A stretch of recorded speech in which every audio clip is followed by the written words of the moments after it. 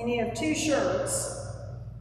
So on Monday, you wear 1 pair of pants and a shirt. On Tuesday, you wear the other pair of pants and a shirt. On Wednesday, you wear the first pair of pants and a shirt. And then maybe by Friday, you'll hit a place where there's a washer and you can wash. Doesn't always happen, but, so let's see. I'll show you what this looks like. And of course, you've got to get over looking like you slept in your clothes, because you maybe did. But you just kind of roll it all up. So this is everything. And I really pared it down where I only brought 1 more pair of socks. I had a pair of socks that I wore, and I brought 1, but I brought 2 pair of sock liners. I'm a big proponent of silk sock liners when I hike. And so you can wear your sock another day with a clean pair of sock liners, and sock liners dry faster than socks. And so I had that. I'm like showing my underwear on YouTube, so here we go. I thought about that. I thought, well, good, this is now perpetuated forever. I really fell in love with these icebreaker sports bra, because I have one on, had that one. And I only brought 2 pair of underwear. I wore 1. I did bring what I call sleeping clothes, washing clothes. Because if you're going to wash everything, you got to have something to wear when you're washing everything. I tried one time just wearing my raincoat. It's just not a good look, especially in public. It's not good. So this time, so I wouldn't be embarrassed, I brought a pair of yoga pants and a shirt and another sports bra. And then this was my shirt. I had another one like it, and I loved it. This was perfect. It's one of Carrie Underwood's from Dick's Sporting Goods, but I liked it because it was longer. And I had this one, and I had kind of an orangey one. And then these are my pants. I learned from my other Caminos what happens on a Camino, like when you're wearing hiking pants that have a zipper and a snap, and just by wearing them, they get looser and looser and looser. And you do tend to lose a little bit of weight at first on the Camino until you start eating volumes of bread like I did. And you don't lose weight anymore. But, and I remember on my first Camino I had to buy a belt. I had to go find a store and buy a belt because my pants kept falling down. So I got smart and these are more like, they're Athleta, but they were more like a tight, but they were really a hiking pant. And so I had a pair of that. And then I had one long sleeve shirt that if it was cold, I could put it on, and that's it. Voila, what you bring to wear on the Camino. You have your pack of all your medicals. This is all your blister stuff. Dave needed it. See, I told you I didn't get blisters, but Dave got a few. So he's kind of a wuss that way, so he had to have blister stuff. I think it's because his shoes he bought for Italy, he hadn't broken them in very well. Also, if you get really wet, if your feet get really wet, you'll get a blister. Then you bring, this is all this is my shampoo, my contact solution, my toothbrush. I didn't bring, my hair's gotten longer since my trip. I think I brought a comb. I didn't bring a brush. And that's it. And then a pair of chocolates. My first Camino, or no, actually my second one in Portugal, I came home with a stress fracture. And what happened was,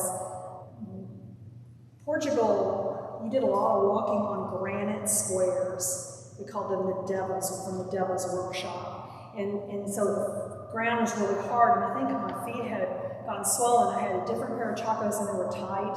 And when I put them on, I popped the top of my foot and got a stress fracture. So I came home and was in a boot for 6 weeks. But it didn't hurt to walk because it was the top of my foot. If I could get my foot in my boot, I was good. So I got a different pair of chacos for the next Camino. And you have to bring, of course, your conversion stuff, because obviously they have different electrical outlets than we do. And so, it's here somewhere. This is a European thing for USB, so you can charge your phone and clothesline. And I think I have walleye packets here, but I think I had Tide packets. And so you could wash out your clothes in the sink if you had to. That's it. My glasses, I have my glasses case over here. I brought sunglasses and wear a hat. But that's really it. And there's something kind of freeing about how minimal it is. You're not really thinking about your clothes, you're not thinking about that. You're not caring about what your hair looks like, or of course I didn't bring any makeup, brought sunscreen, that's it. And no one cares. Everybody looks the same. So it's not that big of a deal. So, questions. Does anybody have any questions? When did you make, what time of the year did you go? May. We're pretty big on, It was always in May. leaving about May 15th. That seems to be a really good time weather-wise. September. Huh? I heard September. Well, I've known people who've gone in September. And some of that was because of school. It worked better for me school-wise to go in May. I think on the first Camino, May was still a little chilly when we started, but I didn't bring anything else. My raincoat could be my coat if I got cold. I brought gloves, like little thin gloves. But when we started in Portugal, it was already warm by May 15th. And I felt like it was pretty warm in Italy, although we would be they would be cold. Like when we were doing that procession with those people, they all had on their puffy jackets and stuff, and we don't have, it felt cold to them, but for us it didn't feel cold. So, yeah. You talked about washing your clothes. Do they have dryers, or how do you? Well, sometimes in the cities, you would find a place that had washers and dryers. At someone's house, like that lady who washed our clothes for us, it was all on drying racks. And when we stayed in an apartment in Rome for a weekend when we got to Rome, it had a washer, but it didn't have a dryer. They don't use dryers very much in their homes. They use drying racks. But you could in the town find a place that had a washer and dryer. And so I'm thinking, if your clothes don't dry overnight, yeah, rolling them up flat. Well, and most of the time, I just waited till I could get somewhere where I had time. You just get used. And so much of the stuff they're making now is sort of odor resistant. The fabrics they're using. Of course, Dave laughs about he would call it the magic bag. I just put it in the magic bag. It's clean now. Sure. Okay, you and your magic bag. I wasn't so much worried about like the pants and the shirt, and you could wash out your socks and things, and those would dry. Or we had a clothesline, or you could pin your socks on the back of your backpack and let it dry as you walked. But I think every Camino I washed less and less, and just didn't worry about it unless it got muddy. Yes. You might have said this at the beginning, but how long did it take for you to walk the whole 3 back? How much did you budget per day? Well, and this is where I need it. As far as how much it took, probably anywhere from 10 days, or it depends on how many miles we went. It seems like we budgeted 3 weeks, like for the first Camino, and we took a rest day. So in the middle of that, we spent the night in a town and stayed in that town. We took a rest day, both Caminos. We did that also in Italy. But I would say to do 250 miles on Camino, you need to have 3 weeks to do that. And then as far as how much it costs, that depends on where you're going to stay. because those albergues are really inexpensive. They, just maybe $10 to $15 a day. Hotels were not expensive. Even ours might be $75 a night. Usually breakfast is provided, and it's bread and bread, but it's bread. So ate a lot of bread with peanut butter, tried peanut butter, except for me, who couldn't stand it anymore at the end. But so your breakfast is usually included, and then you've bought things for lunch the day before, which is pretty inexpensive. I'm a plant-based eater, so for my last 2 trips, all I eat, I'm like a vegan, I didn't eat anything we didn't make lunch meat sandwiches and that kind of stuff, but we did on our first Camino. Used tuna, could buy tuna, so that was inexpensive. And then your dinner, a lot of times they have a pilgrim's menu, and it's a set menu that's pretty inexpensive. I felt like Portugal was very reasonable, like a lot less expensive than Spain. And really, so I would probably say, depending on how you stay in a hotel, maybe $125 a day, something like that.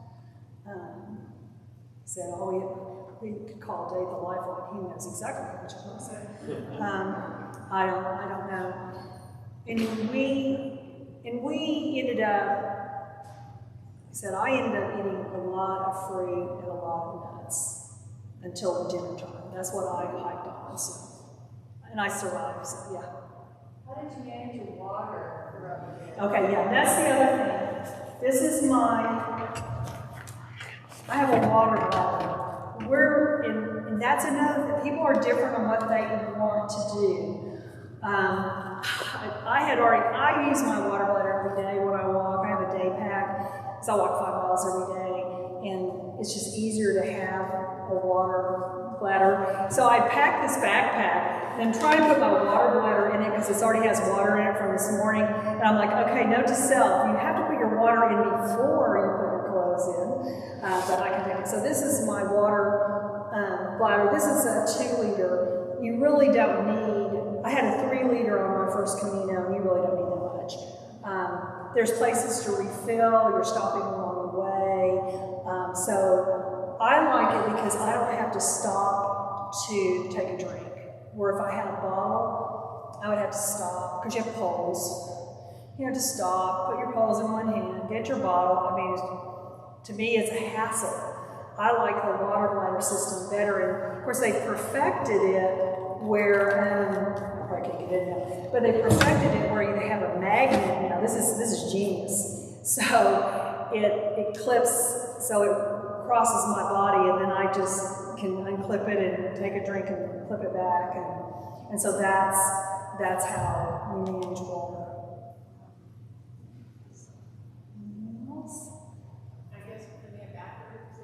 The bathroom, yeah, most of the time there's always a place to stop. Like they have those bars in different places, and there's places to stop. I'm not saying there weren't times that, especially in Italy, where it's like, I gotta go to the bathroom, and there's nowhere to stop, so I'm gonna go in the woods, I'm going to the bathroom.